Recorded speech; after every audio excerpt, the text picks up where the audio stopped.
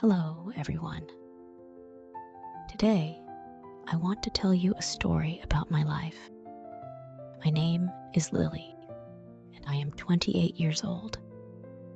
I have been through a lot, and I think my story will teach you something important about love, trust, and heartbreak. This is not just a story, it is my life. It's a story about how I met my husband, how we fell in love, and how things changed after marriage. I will tell you about our dating life and how perfect everything seemed at the beginning. So, let's start. The beginning. I still remember the day I met Jack. It was 5 years ago. I was working at a small cafe in New York City. Jack walked in wearing a black suit, holding a leather briefcase. He looked confident and charming. I was at the counter, and he smiled at me. His smile was warm and friendly, the kind that could make anyone's day better.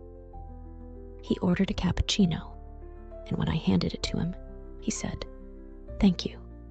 By the way, you have beautiful eyes." I blushed. No one had ever said that to me before. Jack started coming to the cafe every day. Sometimes he brought flowers for me, small ones like daisies or tulips. At first, I thought he was just being kind, but then he asked me out for dinner. I was nervous, but excited. He took me to a cozy Italian restaurant. Over pasta and wine, we talked for hours. He told me he worked in marketing and loved his job. He listened to me like no one else ever had. He made me feel special. For the next 2 years, Jack and I were inseparable. He would surprise me with handwritten notes, take me on long drives, and bring me my favorite chocolates. On weekends, we went to the beach or watched movies at his place.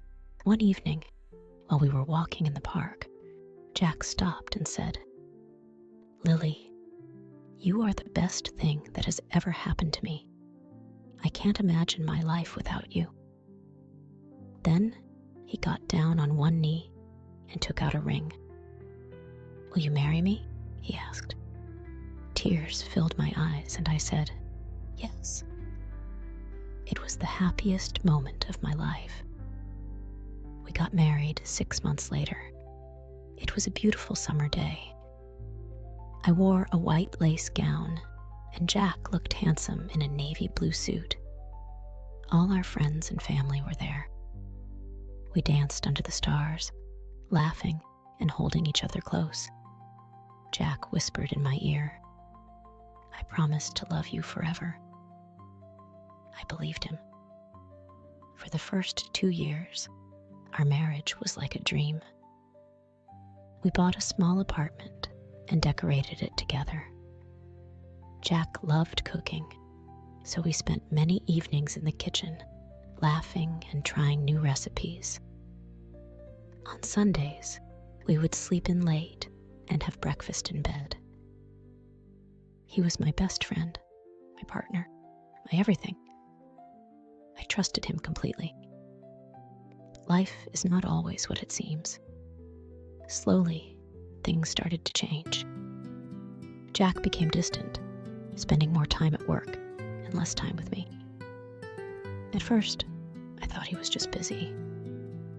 But then I started noticing things that didn't feel right. This is where my story begins to take a different turn. At first, the changes were small. He would come home later than usual and say, "Sorry, Lily. I had a lot of work at the office." I believed him. Why wouldn't I? He was my husband, the man who promised to love me forever. But then, those late nights became more frequent. He stopped asking me how my day was. Our dinners together became silent. Jack was always on his phone, texting someone, smiling at messages that weren't mine. One evening, I asked him, "Jack, who are you always texting?" He looked at me, surprised, and said, "It's just work stuff, Lily. You don't have to worry." He kissed my forehead and walked away. But I did worry. Something didn't feel right. One Saturday, Jack said he had to go to the office for an important meeting. It was strange because he never worked on weekends. I decided to clean the house to distract myself. As I was folding laundry, I found a receipt in his jeans pocket. It was for an expensive dinner at a restaurant we had never been to. The date on the receipt was last Tuesday, the night Jack told me he was working late. My heart sank. Maybe it's just a client dinner, I told myself, trying to calm the storm in my head. But deep down, I knew something was wrong. A few weeks later, I woke up in the middle of the night to the sound of Jack's phone vibrating. He was asleep beside me, so I reached for the phone to silence it. The screen lit up, and I saw a message. "Miss you already. Can't wait to see you again." My hands started shaking. I couldn't breathe. Who was sending this message to my husband? I put the phone back on the nightstand and stared at the ceiling, my mind racing. The next morning, I couldn't hold it in any longer. Over breakfast, I asked him, "Jack, are you seeing someone else?" He looked up from his coffee, startled. "What? No, Lily. Why would you even think that?" I pulled out the receipt and placed it on the table. "Then explain this." Jack's face turned pale. He stammered, It's nothing. Just a dinner with a colleague." "Which colleague sends you messages like this at night?" I said, showing him the text. He was silent. That silence spoke louder than any words ever could. Jack finally admitted it. There was another woman. Her name was Clara. She worked in his office. "It just happened," he said. "I didn't mean to hurt you." I felt like the ground beneath me had disappeared. The man I loved, the man I trusted with my whole heart, had betrayed me. "How long has this been going on?" I asked, my voice barely a whisper. 6 months, he said, not meeting my eyes. 6 months. For 6 months, he had been lying to me, sneaking around, and sharing his love with someone else. The days that followed were the hardest of my life. I couldn't eat. I couldn't sleep. Everywhere I looked, I saw reminders of Jack. Our wedding photo on the wall, the coffee mug he used every morning, the couch where we used to cuddle and watch movies. I cried until I couldn't cry anymore. My heart felt shattered into a million pieces.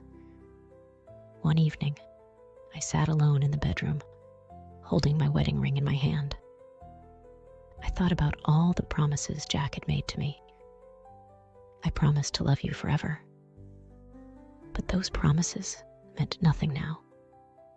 I kept asking myself, why wasn't I enough? What did I do wrong? Could I have done something to stop this? But then I realized something important.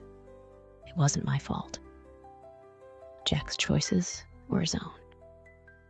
As the saying goes, once a cheater, always a cheater. The hardest moment came when I saw them together. I was walking to the grocery store when I spotted Jack sitting at an outdoor cafe with Clara. He was laughing, holding her hand, looking at her the way he used to look at me. It felt like someone had punched me in the stomach. I turned around and walked away, tears streaming down my face.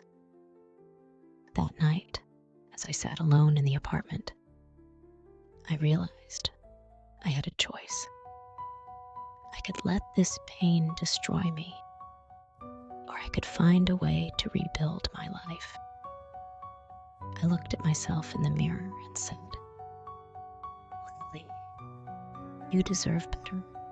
I sat alone in our small apartment, silence pressing against me like a weight I couldn't lift. Jack had packed his things and left. The emptiness was overwhelming, but it was also a chance to find myself again. I didn't know where to start. The man I thought was my forever had broken every promise, shattered every dream. But as I sat there, staring at the ring he had left behind, a thought came to me. This isn't the end of my story. The first thing I did was pack away all the reminders of Jack, our photos, the gifts he gave me, the notes he used to write. It was painful, like ripping off a bandage, but I needed to clear the space to make room for something new. Next, I decided to focus on myself. For too long, I had been living for Jack, putting his needs before mine. Now it was time to ask, what does Lily want? I started small. Every morning, I would get up, make a cup of coffee, and write in my journal. I wrote about my pain, my fears, and my hopes for the future. Writing became my therapy. I also started going for long walks in the park. At first, I avoided the places Jack and I used to go. But then I realized, why should I let those memories control me? So I walked through those places, one step at a time, reclaiming them for myself. One day, during one of my walks, I saw a little girl trying to fly a kite. The kite kept falling. She didn't give up. She laughed, picked it up, and tried again. Watching her, I thought, if she can keep trying, so can I. I decided to take a painting class. I had always loved art, but never had the time for it. The first time I picked up a brush, I felt something shift inside me. It was like I was pouring all my pain and anger onto the canvas. One of my paintings, a stormy sea with a small, shining sun in the corner, became my favorite. It reminded me that even in the darkest moments, there is always hope. I also reconnected with old friends. I had pushed them away during my marriage, too focused on Jack to notice how much I needed them. When I told them what had happened, they hugged me, cried with me, reminded me that I was not alone. One day, I came across a quote that changed everything for me. Holding on to anger is like drinking poison and expecting the other person to die. I realized I needed to forgive Jack, not for his sake, but for mine. Holding on to the pain was only hurting me. So, I wrote him a letter. I didn't send it, but I wrote everything I wanted to say. I forgive you, Jack, not because what you did was okay, but because I deserve peace. After writing that letter, I felt lighter. As the months went by, I started to love myself again. I looked in the mirror and saw a strong, beautiful woman staring back at me. I wasn't the same Lily who had cried herself to sleep every night. I was someone new, someone stronger. I started setting goals for myself. I wanted to travel, learn new skills, and meet new people. I even started a blog to share my journey, hoping it might inspire others who were going through similar pain. One evening, as I was writing a blog post, a thought struck me. Sometimes life breaks you, so it can rebuild you into someone stronger. Pain is a powerful teacher. It showed me my strength, my resilience, and my worth. It taught me that I didn't need anyone else to complete me. I was already whole. A year after Jack left, I took a solo trip to Italy. I stood in front of the Colosseum, a place I had always dreamed of visiting, and felt a sense of freedom I had never known before. I smiled, not because my life was perfect, but because I had finally learned how to be happy on my own. Motivational lessons for everyone 1. You are stronger than you think. Life will knock you down, but every time you rise, you become more powerful. 2. Pain is a teacher, not a punishment. Use it to grow and become the best version of yourself. 3. Let go of what hurts you. Forgiveness is not about them. It's about freeing yourself. 4. Love yourself first. You can't pour from an empty cup. Take care of your heart, mind, and soul. 5. Your story isn't over. Every ending is a new beginning. And remember, the comeback is always stronger than the setback. This is the story of how I lost myself, found myself, and became someone I am proud to be.